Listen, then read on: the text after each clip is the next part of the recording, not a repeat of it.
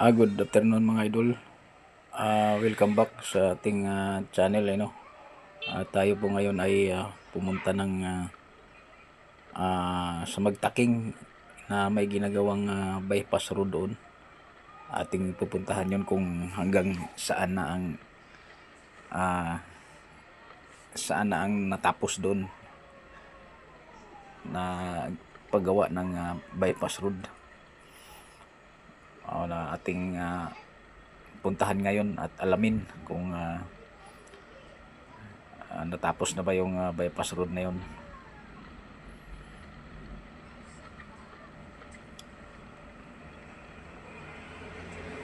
Talaga mga idol, samahan nyo ako mga idol sa aking biyaheng ito at alamin natin yung bypass road na ginagawa doon sa may Magtaking. Yun daw ay papuntang Kalasyaw. At yun nga, bypass road yun sa papuntang Kalasyaw. Kasi pag dito ka dumaan sa may San Carlos papuntang Kalasyaw, grabe traffic dyan. Kaya mabuti yung ginawa nila kasi pag tapos na tong bypass road na ito ay siguro mga ilang minuto na lang ang Kalasyaw to San Carlos. Ating alamin ngayon kung tapos na ito. At kung bago ka lang mga idol sa aking channel mga idol, paki-subscribe na lang at pindutin din niyo ang bell button para maging updated kayo sa ating mga susunod pa mga video.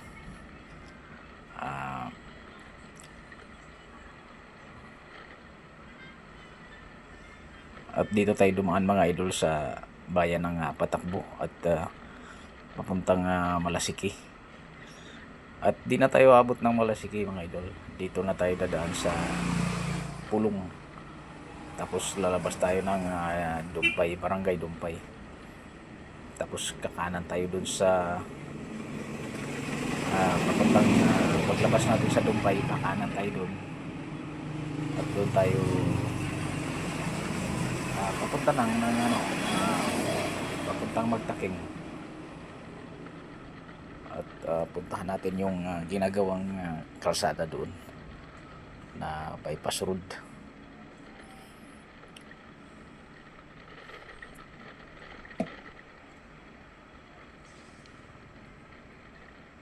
Dito na tayo dumaan mga idol kasi para makaiwas din tayo sa traffic din doon sa ito na mga idol ito na yung bypass road na ito. Ito ngayon, alamin natin ngayon kung hanggang saan na to ang natapos nito. Hindi ko alam kung tapos na to pero wala pa namang dumadaan na mga sasakyan, kaya ating alamin kung ano nang kalagayan nitong bypass road na ito. Alam ko tagal na itong natingga mga idol kasi siguro gawa ng sa mga gumagawa dito wala lang budget siguro or kinurap na or di natin alam kasi matagal na itong nakatingga mga idol hindi na gawa ng maayos tingnan natin ngayon kung hanggang saan. Pero malawak na kalsada to mga idol kung sakaling matapos na ito.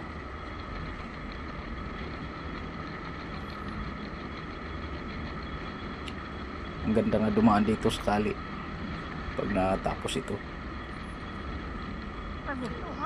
Ito pala ay tumawid sa highway ng mula San Carlos hanggang papuntang Malasiki. Yung highway na yun tinawid ng kalsadang ito. Kalsada na to. Makikita natin sa unahan.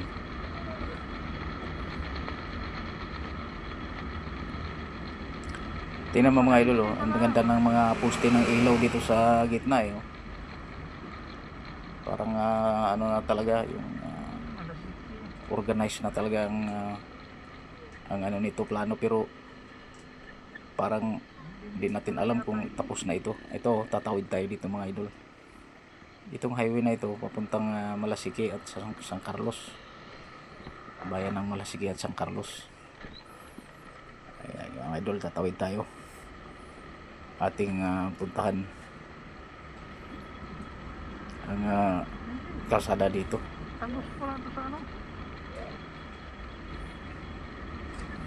Kung hanggang saan ang kanyang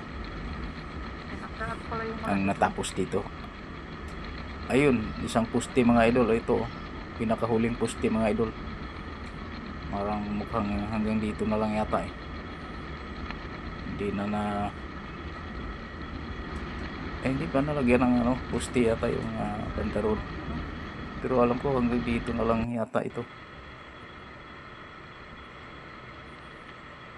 Balik na tayo mga idol. Hindi natapos pala mga idol, hanggang doon lang sa pinakadulong poste. Tapos punta ka pa ng unahan konti. Ayun, hanggang doon na lang mga idol. Hindi pa natapos. Kaya balik na lang tayo. At least alam natin yung sitwasyon ng bypass road na yun. Uwi na tayo mga idol. Itong highway naman ito mga idol sa ito, San Carlos, papuntang San Carlos sa Basista. Yung highway na tinawid natin kanina, naman yun, San Carlos to Malasiki. Ito naman yung highway na to, San Carlos to Basista naman ito. Kaya uwi na lang tayo, nakita na natin yung katotohanan sa bypass road na yun.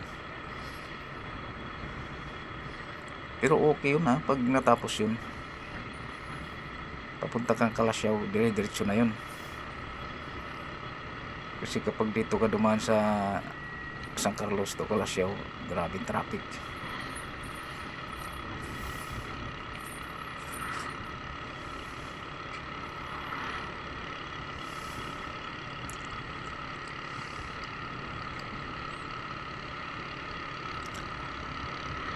Mga idol, nandito na tayo sa Palma, Barangay Palma. Tayo po ay papunta na ng bayan ng Basista.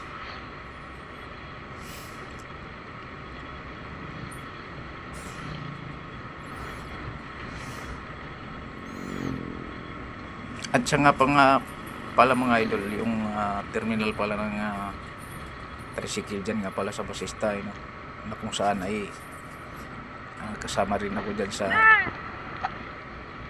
mga tuda na nandyan. Ayun po ay aalisin kami dyan at paglagyan ng mga materialis, kasi gagawin yung palengke. Kasi yung palengke kasi dati nasusunog yan, kaya gagawin ngayon ng LGU ng Basista. At yung terminal namin, yung paglalagyan ng mga materialis. At kami ngayon, watak-watak na kami ngayon, mga tuda niya nandyan.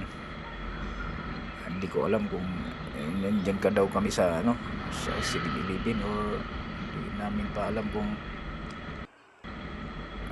pero wala na, watak-watak ng mga tuda dyan kung saan sana nakapwesto. Makikita natin yung ngayon mga idol, yung terminal namin dyan na aalisin na kami. Sabi ngayong araw na ito 15, pero titingnan natin ngayon kung demolish na ba yung mga tuda dyan na nandyan. Makikita natin ngayon yun mga idol. Kasi 15 pala ngayon ay narinig ko 15 daw ay sa 15 paglalagyan na ng mga mga materialis. At siyempre alis na mga tuda dyan. Kikita natin ngayon.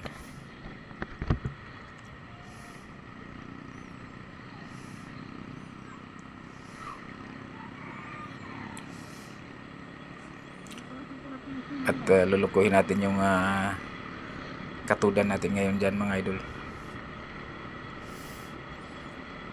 Kasi dati naka-helmet ako, huminto ako dyan at nagkunyari ako na magtatanong. Turong-turo naman yung isa kong kasama na tuda mga idol, katuda.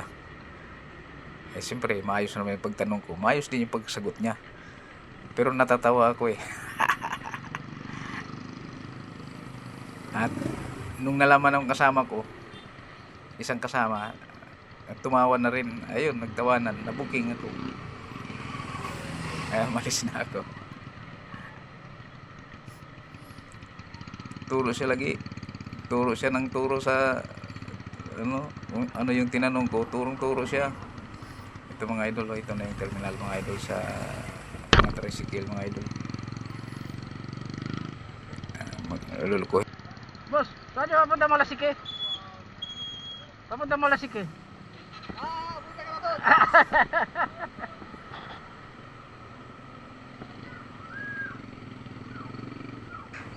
Ayun mga idol kung ano ang tinuro niya.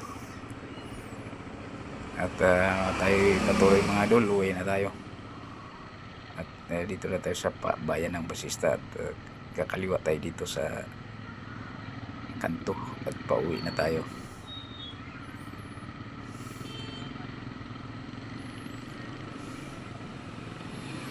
Hanggang dito na lang mga idol itong video na ito.